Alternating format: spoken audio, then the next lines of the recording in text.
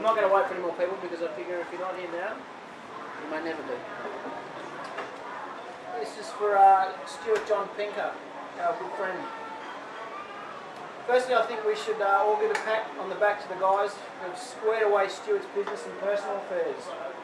To Andy and Jeff, having been to Garnett with Humphrey during a health scare with Stuart a few months ago, and knowing what that was like for Hump and I can't imagine the stress that you two have been through. In a far away and dangerous country, it is reassuring to know that there is a crew here who give a damn. To Clive, who is not here today but will be back soon, you are a true friend to Stuart, who flew in at a moment's notice from China. And it was great to hear some stories from the old days over a beer, and it certainly gave me an insight into who Stuart was when he was younger. Thanks also to Michael from the British Embassy for his assistance at this difficult time. I don't know about you guys, but I can remember pretty clearly when I met Stuart first back in the beginning of 2007. I walked into Jungle Bar, and there was this big, affable, springy-haired guy with a fuck Kiwi accent propped up at the bar having a beer. As you often do here in Cambodia, a quick introduction was swapped, and as a result of that random introduction, I picked up a new mate who will contribute to my weekly life in some shape or form for the next 2 years. Stu was a multifaceted, larger-than-life character in every sense of the word. Son to loving mother Marjorie, brother to Lindsay and Kay, loving father to his son Saran, husband to Selby, partner to Vachika, an intellectual with well-informed and firm views, a devil's advocate, skilled professional in the workplace, motorcycle enthusiast, bar hopper and reviewer, rapscallion and a mate's mate. Stewie was all of these and more. If I had to think of one word that summed him up, it would be passionate. Stewie stood on life's soapbox, but not as an agitator and not as a rambler. Ever the glass half full type of guy, he was conversationally engaging and intellectually stimulating, and with a slow crossing of his tree trunk sized arms and his signature, yeah, but hang on a sec, to be fair, it challenged us all to think about life and its vagaries on almost every front. From random daily events to the global economic crisis, Stewie could talk the talk without a whiff of bullshit, which, in a city that has enough of a pungent aroma of its own, was a refreshing breeze. He was also one of the few expats I know here who rarely, if ever, derided the locals for whatever reason. Instead, he was a champion of the people who constantly put detractors in their place. I recently watched a movie called Taking Chance about the job that US military escorts fulfill when they escort soldiers who have been killed in action back to their hometowns. It is simple in its plot and low in dialogue, but the emotion that it struck into me was overpowering, and it left me quite drained because I could only think of Stuart on his own recent journey. As the body makes its way across the United States via planes and automobiles, it has shown a massive amount of respect by all who witnessed its final journey. And there is a line in the movie that struck a chord in me that I wanted to include here today.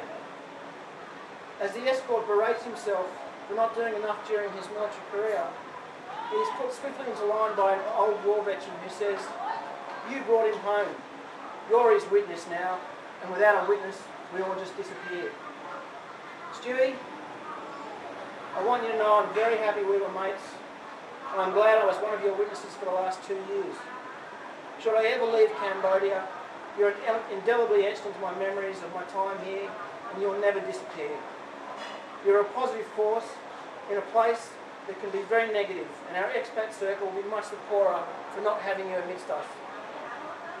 You will also be missed by many of your former colleagues back in New Zealand who have contacted me via email and offered the following odes. From Clive Oliver, one of Stuart's closest mates, and the Clive that I mentioned before, who came out here literally within 24 hours and will be back again in a couple of weeks. I guess for me, Stuart was the person who always tested the limits. Being his friend always managed to get me into new experiences that I would never have the courage to take on my own. He loved adventure and excitement, and it was a privilege to be able to share and experience his hedonistic world. an irreplaceable friend to all who knew him. From Sharon, I'm sorry Sharon if you ever see this, I don't know your surname, but you'll know the comments. Stu to me was the volume up loud kind of guy. Drove as fast as he could, swore as much as he could, drank as much as he could, and he was my boss. We shared a lot of laughs with the guy, a few heated moments, and many a crisis. I know that I and many of those who counted him as a friend and colleague are deeply shocked by his passing, and I share with all of you in your grief. From Carleen Wright, I'm an old work friend of Stuart's, and I heard the news via a friend who saw your website. It's a real shock, and I remember him for his wicked sense of humour and definitely his challenging opinions. And a slightly longer one from a chap called Ian Bequeath, who I exchanged a few emails with. He's written this not only for me to read today, but also I'll be including it in a letter that I write to Stuart's son in South Africa. I had the privilege and pleasure of working with Stu during our time at New Zealand Post. I valued his abilities at work and enjoyed his company at leisure. His intelligence and common sense was a valued resource in a large corporate environment, and he had a way of cutting through corporate bulldust and getting to the heart of the matter, but never in a way that insulted or demeaned colleagues. On a personal level, indeed on every level, he was engaging, witty, and passionate in his zest for life. Work was to be enjoyed, and enjoyment was meant to be shared, and a challenge was one of the few things Stu enjoyed most.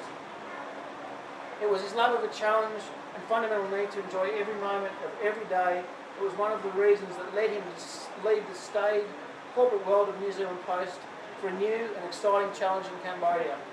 I have no doubt that he gave it everything and then some. Stu would know it no other way. To his son, I know that Stu loved you dearly.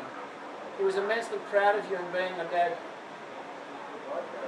It is beyond sad that you will grow up and never know your dad as a friend as well as a father, or get him to know him as his friends did.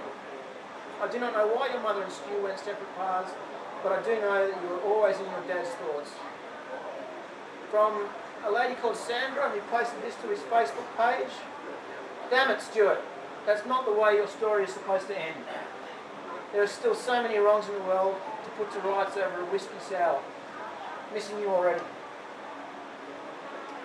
Now, I must say most of those people were, apart from Clive, actually no, all of them had worked with him, and it's pretty rare that you get work colleagues that will stand up and talk about you like that. So, as you can see, the news of Stuart's death has struck many, and I can also mention that yesterday, I was contacted by the Herald on Sunday in New Zealand newspaper who want to run a tribute to Stuart. To close, without saying goodbye, but instead, see you again one day, and on a final and much brighter note, Stuart, I can tell you that tomorrow night is Adam and Chris in the final of American Idol, and my money is on Adam. You and I share a love of American Idol, and whilst I think you secretly would have agreed that Adam will probably win, I have no doubt you would have gone for the underdog in Chris anyway. I hope they have a television with you, and I'll be watching it. I'll be thinking of you as I watch it. Godspeed, mate. Your friend Justin. I'd now like to throw it open and ask if anyone wants to come forward and talk. If it's 2 words or 100 words, the floor's open. Thank you for listening. Thank you all for coming today. I know that wasn't the easiest of events to go through, but we did it all together, and I'm glad I've got friends like you here. So I know that if God forbid anything should ever happen to me, you'll look after me. So thanks very much. Again, if anyone wants to stand up, now's the time.